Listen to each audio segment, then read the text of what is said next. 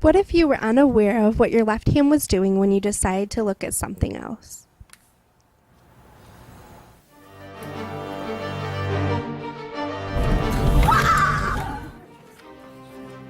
Or every time you walked into a public place, you had to be fearful of your hand acting inappropriately towards another, or even yourself.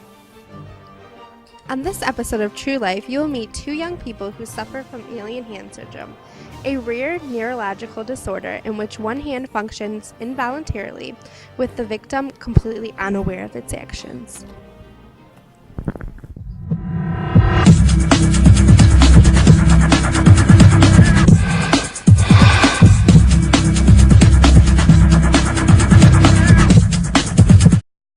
It's just so hard.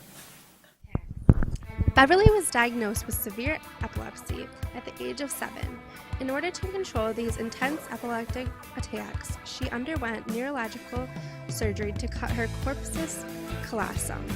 Although these procedures alleviated the intense epileptic attacks, this then caused a disconnect between the two hemispheres of the brain, causing the symptoms of alien hand syndrome to occur. Beverly has been living with alien hand syndrome for 7 years now, and recently has developed agoraphobia, a rational fear of public places. To college next year, but people, public places, I'm not ready for that. Her family wants her to get out of the home and move to college next year, but Beverly would prefer to stay in the comforts of her home forever, avoiding the public and avoiding scrutiny of her syndrome. Will she be able to overcome her fears and live a satisfying life with alien hand syndrome? Or will she continue to isolate herself from the rest of the world?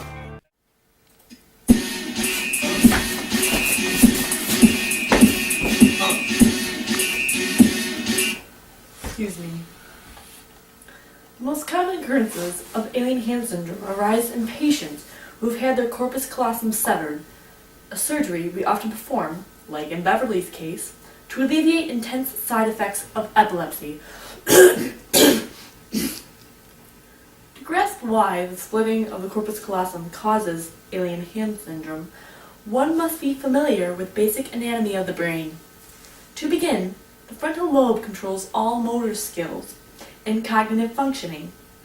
Thoughts originate in the frontal lobe, but must conclusively be sent to the motor strip, which runs from the top of the head to the bottom of the ear.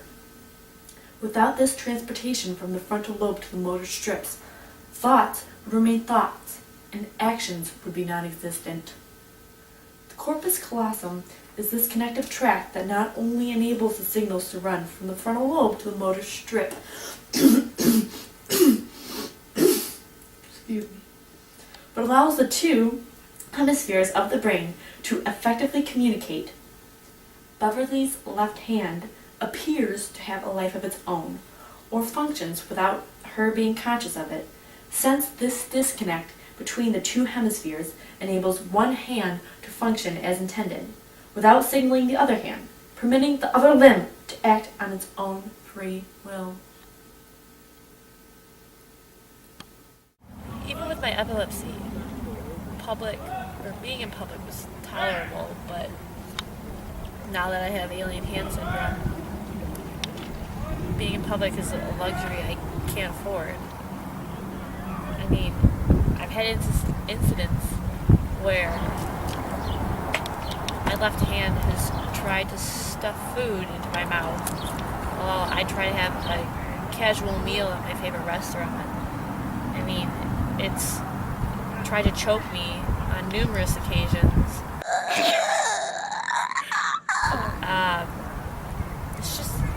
It's just hard. I mean, some common side effects are I will grasp things involuntarily at the most inconvenient times. And since there is no cure for alien hand syndrome, I have referred to wearing an oven mitt at all times.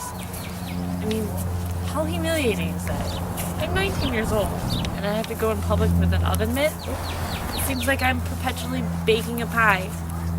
I don't want that. Tiffany has been suffering from alien hand syndrome for almost a decade now. She was diagnosed with the disease after initially being diagnosed with corticobasal degeneration, a rare progressive disease involving both cerebral cortex and extrapyramidal structures. The most common neurologically degenerative disease associated with AHS is corticobasal degeneration. Like seen in Tiffany's case, the extrapyramidal structures used to define corticobasal degeneration are portions of the brain's tracts that mandate body movement. The cerebral cortex could be deemed the capital of the brain, being the ultimate control and information processing center.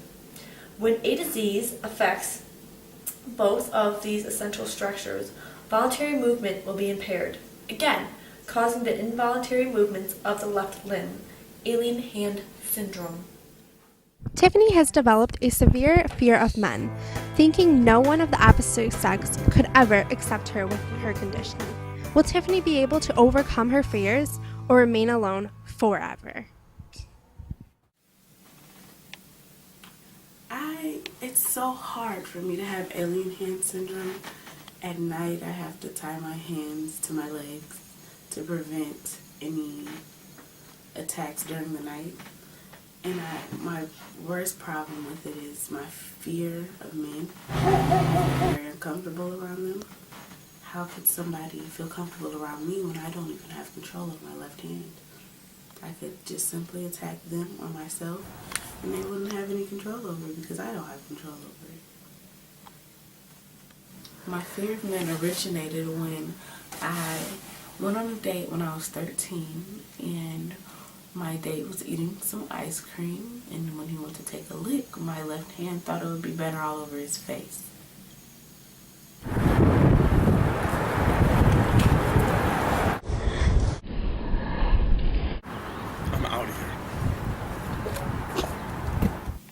And I'll never be the same. When I unzipped Brad's jacket. Hey, What's going on? how are you? I'm good. How about you? Good.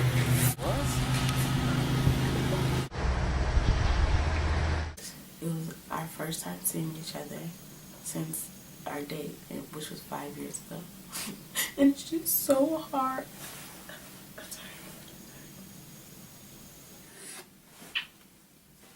There are no known cures or treatments for my alien hand syndrome. As you can see now, I have it hidden under this pillow to prevent any unwanted actions. I am forced to live with this for the rest of my life, or until I succumb to the actions of my alien hand.